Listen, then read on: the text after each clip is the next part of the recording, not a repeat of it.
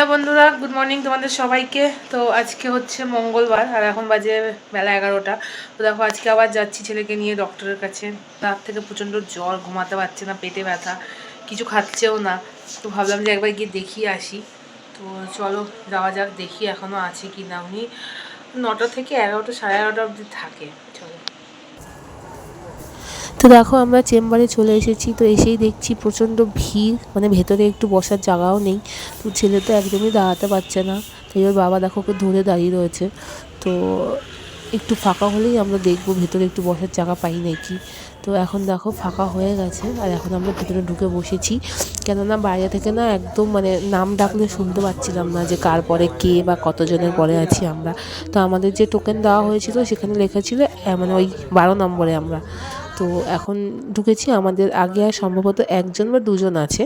তো সে বেরিয়ে গেলে আমরা ঢুকবো। তো মানে ছেলের শরীর সব ঠিকই ছিল, হঠাৎ করে কি হয়ে গেল আমরা কিছু বুঝতে পারছি না, কারণ খায়ও নি কিছু উল্টাপাল্টা, যেরকম ভমিটিং হচ্ছে, পেটে ব্যথা, জ্বর সব একসাথে। তো এখন দেখো ডক্টর কি বলে দেখি।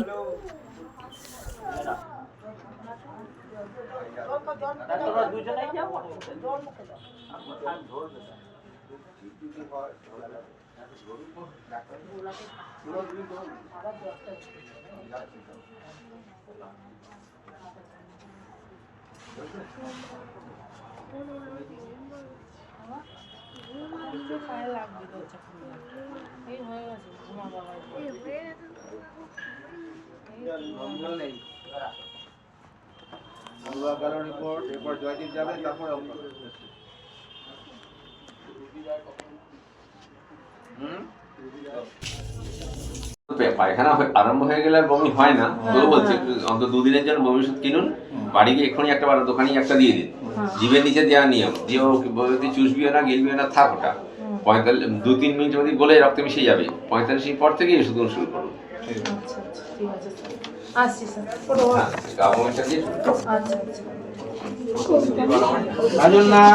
নিয়ে নিয়ে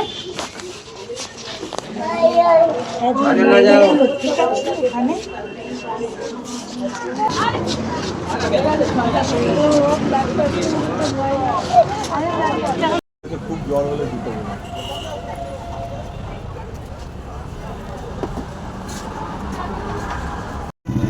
আছে ওষুধ।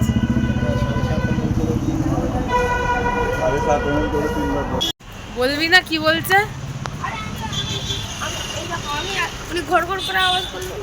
তুই কিছু শুনতেই পাসনি কি বলেছে বাবু?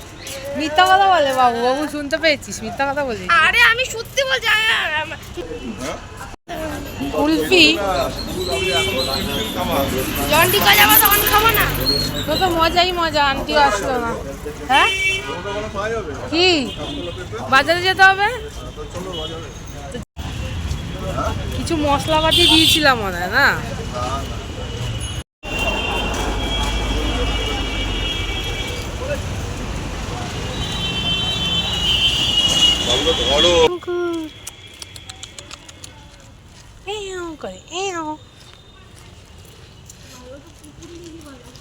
ছেলে একদম হাঁটতে পারছে না, এখন ওর বাবা গেছে টোটোটা আসে নাকি দেখতে। আসলে একবারে বাড়ি চলে যাবো টোটো করে। একটু বাজারে যাওয়ার ছিল, কিন্তু এখন আর ছেলে হাঁটতে পারছে না। দেখি ও আসলে তাহলে ওকে বাড়িতে দিয়ে তারপর আমরা একটু বাজারে যাব। ডক্টর বলেছে একটু কাঁচকলা, একটু আলু এসব দিয়ে ওকে ভাত খাওয়াতে, মেখে সেদ্ধ দিয়ে। তো ছেলেকে না ওষুধ খাইয়ে, খাবার খাইয়ে বাড়িতে রেখে এসেছি। আর এখন দেখো আবার কয়েকটা গাছ নিতে চলে এসেছি। আজকে এই গাছটা নেব। তো এটা ভেবেছিলাম আমি সেদিন নেব, কিন্তু সেদিন টাকা ছিল না, তাই সেদিন আর নেওয়া হয়নি। আজকে ভেবেছি যে এটা নেব, চলো দেখা যাক কি দাম বলে, আদেও নিই কি না নিই। তো চলো এখান থেকে তারপর একটু সবজি নিয়ে নেব, কয়েকটা সবজি নিয়ে একেবারে বাড়ি চলে যাব। অনেকটা বেলা হয়ে গেছে, এখন প্রায় 1-1:30 মতো বেজে গেছে। তো গিয়ে আবার রান্নাও বসাতে হবে। তো চলো দেখতে থাকো তোমরা ভিডিওটা। হ্যাঁ ছোট ছোট ছোট ছোট বড় বড়, ওইটাও স্নেক গাছ ছোট। হ্যাঁ এগুলো ছোট আর ওগুলো বড়। চলো চলো